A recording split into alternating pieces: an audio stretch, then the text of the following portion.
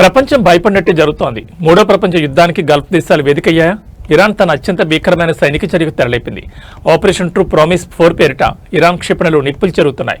అగ్రరాజు అమెరికాకు కోలుకోలేని దెబ్బ తగిలింది. గల్ఫ్ అంతటా అలారం శబ్దాలు మారుమోగుతున్నాయి.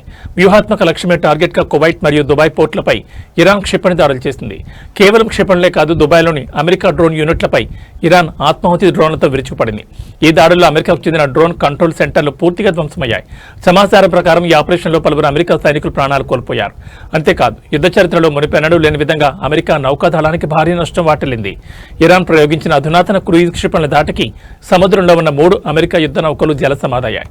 3 భారీ నౌకలు సముద్రంలో మునిగిపోవడంతో అమెరికా రక్షణ శాఖ ఒక్కసారిగా షాకు గురైంది.